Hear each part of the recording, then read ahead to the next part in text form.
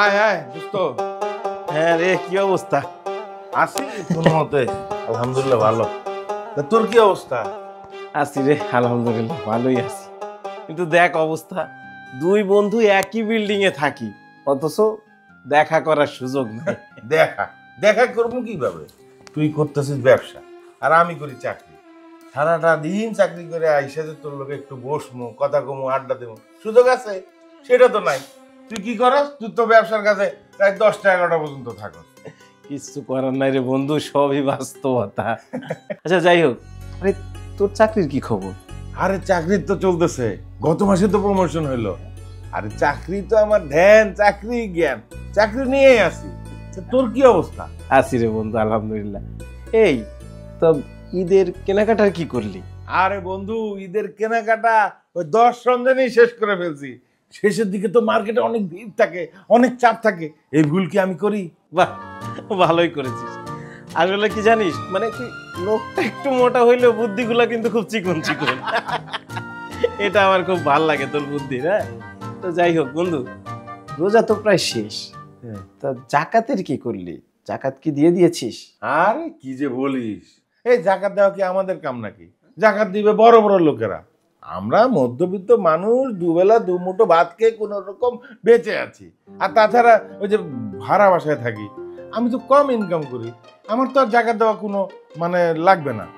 আর জাকাত দিবে বড় লোকেরা, যাদের অর্থবিত্ত আছে, অনেক টাকা পয়সা আছে, ধন দৌলত আছে, তারাই তো জাকাত দিবে। এসব তুই কি বলছিস? তোর তো দেখছি জাকাত সম্পর্কে কোনো ধারণাই নাই। আসলে জাকাত ফরজ হয়েছে কিনা এটার চেয়ে বড় বিষয় কি জানিস? কি? মানে আমরা জাকাত সম্পর্কে সচেতন কিনা এইটা। কেননা জাকাত সম্পর্কে ধারণা থাকলে জাকাত কখন আমাদের উপর ফরজ হচ্ছে বা হচ্ছে না সেটা আমরা বুঝতে পারবো। অন্যথায় এই মধ্যবিত্তের দোহাই দিয়ে দেখা গেল আমরা জাকাত থেকে বিরত থাকলাম। আরে ভাই, আমাদের বয়সই বা কত হয়েছে? আগে একটু বয়স হোক, তারপর এটা দেখা যাবে। দোস্ত, জাকাতের বিষয়টা কিন্তু কোনোভাবেই বয়সের সাথে সম্পর্কিত না, এটা নিসাব পরিমাণ সম্পদের সাথে সম্পর্কিত। ইসলামের 5টি স্তম্ভের মধ্যে জাকাত কিন্তু অন্যতম একটি স্তম্ভ, যা আদায় করা ফরজ। আল্লাহ রাব্বুল আলামিন কোরআনে বলেছেন, আকিমুস সালাত ওয়াতুজ জাকাত, মানে তোমরা সালাত প্রতিষ্ঠা করো, নামাজ প্রতিষ্ঠা করো, আর জাকাত প্রদান করো, জাকাত আদায় করো। শুধু 1-2 জায়গায় নয়, কোরআনের বহু জায়গায় যে জায়গায় সালাতের কথা বলা হয়েছে সেই জায়গায় জাকাতের কথা বলা হয়েছে। এর গুরুত্বটা বুঝতে পারছিস? কি বলিস বন্ধু? আমি তো ভাবছিলাম জাকাত আদায় করা ধনীদের কাজ, আর তুই তো এখন দেখি ভিন্ন কথা বলছিস। ধনীদের কাজ ঠিক আছে, এখানে ধনী বলতে নেশাব পরিমাণ সম্পদের মালিককে বোঝানো হয়েছে। এখন তোর ক্ষেত্রে যদি এমন হয় যে তোর সব হিসাব কিতাব করে দেখা গেল যে তুই নিসাব পরিমাণ সম্পদের মালিক, তাহলে তোর জাকাত দেওয়া ফরজ। আচ্ছা দোস্ত, কেউ যদি জাকাত দেওয়ার উপযুক্ত হয়, আবার সে মনে কর জাকাত আদায় করতেছে না, তাহলে কি কোনো বড় ক্ষতি হবে? এটা তুই কি বলিস? জাহান্নামে নিক্ষিপ্ত হওয়ার চেয়ে বড় ক্ষতি আর কি হতে পারে? আচ্ছা শোন, আমি তোকে ওই জাকাত আদায় না করার ভয়াবহতা সম্পর্কে কুরআন হাদিসে কি বলে বলছি, শোন। আল্লাহ রাব্বুল আলামিন বলেন, যারা সোনা এবং রূপা পুঞ্জীভূত করে রাখে এবং তা আল্লাহর রাস্তায় খরচ করে না, তাদের জন্য জাহান্নামের যন্ত্রণাদায়ক আযাবের সুসংবাদ দাও। যেদিন জাহান্নামের আগুনে তা গরম করা হবে এবং তা দিয়ে তাদের কপালে, পাশে এবং পিঠে সেক দেওয়া হবে এবং বলা হবে, এটা তাই যা তোমরা নিজেদের জন্য জমা রেখেছিলে। সুতরাং তোমরা যা জমা রেখেছিলে তার স্বাদ উপভোগ করো। ইন্না লিল্লাহ, কি ভয়ানক শাস্তি! গা শিউরে ওঠার মতো আযাব। রাসূলুল্লাহ সাল্লাল্লাহু আলাইহি সাল্লাম বলেছেন, আল্লাহ যাকে সম্পদ দান করলো কিন্তু সে সেই সম্পদের জাকাত প্রদান করলো না, কিয়ামতের দিন তার জন্য একটা বিষধর সাপ সৃষ্টি করা হবে। এই সাপের আবার 2টা মুখ থাকবে। এই সাপ ওই লোককে পেঁচিয়ে ধরে ছোবল মারতে থাকবে আর বলতে থাকবে, আমি তোমার সেই সম্পদ যা তুমি গচ্ছিত রেখেছিলে। বন্ধু, আসলে তোর কথা শোনার পর এই জাকাত আদায়ের ব্যাপারে হারে হারে উপলব্ধি করতে পারছি।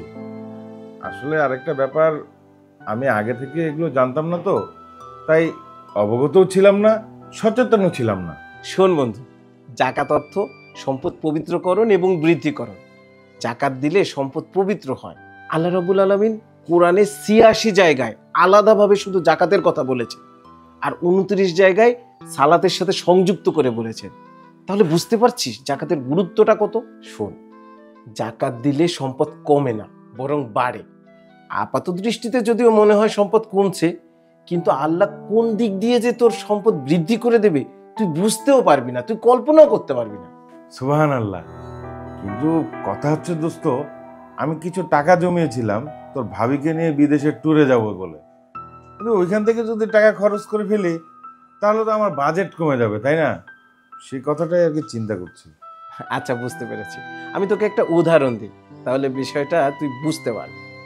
আচ্ছা, মনে কর যে তোর একটা ছোট ভাই আছে, তাকে তুই লালন পালন করে বড় করেছিস, তার ভরণ পোষণ সব দায়িত্ব তুই নিয়েছিস, এবং আস্তে আস্তে বড় হলো, তার পড়াশোনা সব যাবতীয় খরচ তুই করিয়ে ইভেন একটা চাকরিও পাইয়ে দিয়েছিস। এখন চাকরি পাওয়ার পরে সেই ভাই এখন আলহামদুলিল্লাহ স্বাবলম্বী, অনেক টাকা পয়সার মালিক। তুই একটা প্রয়োজনে তুই তার কাছে গিয়ে কিছু টাকা চাইলি, কিন্তু তোর ওই ভাই সব সামর্থ্য থাকা সত্ত্বেও তোকে টাকা দিতে অস্বীকৃতি জানালো।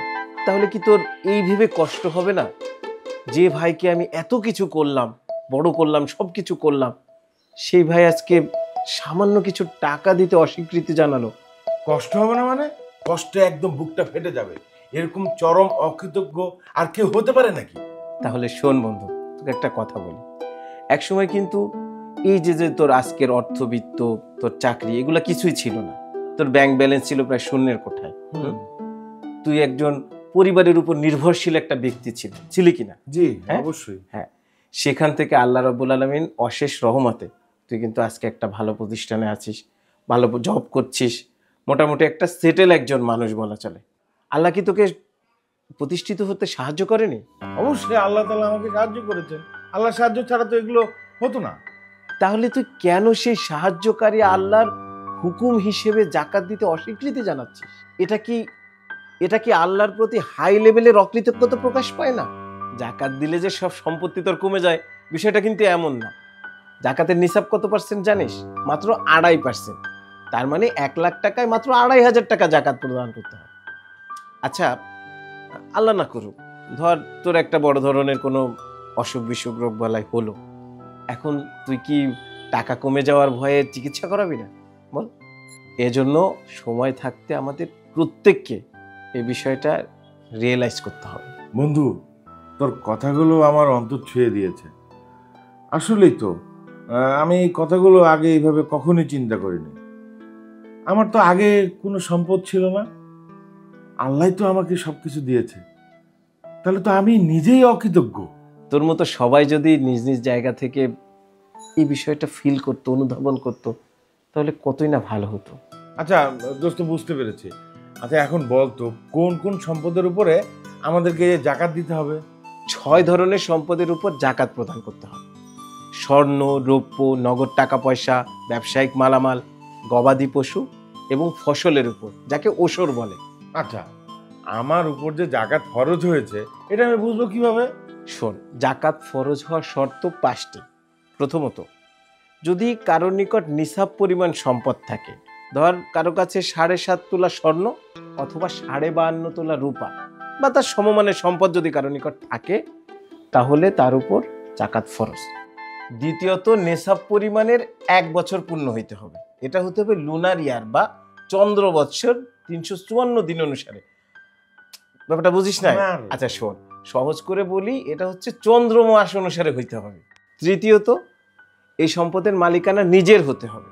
আর চতুর্থত, যে দৈনন্দিন যে খরচ খরচা, এটা বাদে অবশিষ্ট যে টাকা পয়সাটা আমরা জমাই, ওই সম্পদের উপর হতে হবে। পঞ্চমত, খুব বেশি পরিমাণ ঋণ না থাকা।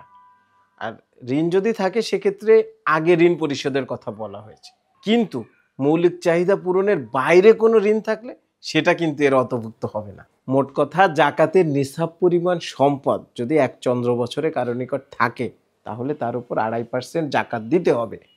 এবং এই জাকাত প্রদানের 8টা খাত আছে। বন্ধু, আমি তো সবই বুঝলাম, কিন্তু জাকাতের খাতগুলো কি কি? পবিত্র কোরআনে জাকাতের 8টি খাতের কথা উল্লেখ করা হয়েছে। 1 নম্বর ফকির, 2 মিসকিন যারা একেবারে নিঃস্ব, আর 3 হচ্ছে জাকাত আদায়ের সাথে সম্পৃক্ত কর্মচারী, 4 নাম্বার হচ্ছে অমুসলিম বা কাফের সম্প্রদায়। হ্যাঁ, এই সম্প্রদায়ের জন্য কিন্তু জাকাতের অর্থ ব্যয় করা যাবে, কিন্তু উদ্দেশ্য থাকতে হবে তারা যেন ইসলামের প্রতি আকৃষ্ট হয়। 5 নাম্বার দাসত্ব থেকে মুক্তির জন্য, এবং 6 নাম্বার হচ্ছে ঋণগ্রস্তদের ঋণ থেকে মুক্তির জন্য, আর 7 নাম্বার হচ্ছে মুজাহিদদের জন্য যারা আল্লাহর পথে জিহাদ করে, আর 8 মুসাফিরদের জন্য। এই 8টা হচ্ছে জাকাতের খাত, যেটা আল্লাহ রাব্বুল আলামিন নির্ধারণ করে দিয়েছে। দোস্ত, তুই আমাকে জাকাত বিষয়ে যেভাবে বুঝাইলি, আমি তো এখন জাকাত সম্পর্কে পানির মতো ক্লিয়ার হয়ে গেছি।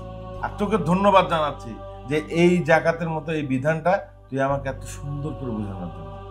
যাক বন্ধু, আল্লাহ আমাদের সবাইকে এই জাকাতের বিষয়টা পরিষ্কারভাবে বোঝার এবং আদায় করার তৌফিক দান করুন। আমিন। আচ্ছা, তোর ইয়া কই, ভাবি বাচ্চা এরা কোথায়? আর ঈদে কই আছিস? আছে আছে, ওরা তো বাসায় আছে, আর ঈদে এখানেই করছি। আরে আমি তো শুনলাম তুইও করছিস। হ্যাঁ তাইলে আর কি একসাথে কিন্তু সকালে নামাজ পড়ে হ্যাঁ। আমার বাসায় কিন্তু দাওয়াত বন্ধু, এটা বলার জন্যই আসছি। তুই আসবি কখন? আরে আসবানি আসবানি, একসাথে নামাজ পড়ে তারপরে সীমায় খেয়ে আসবানি। আয় রে এখন। আরে উঠি মানে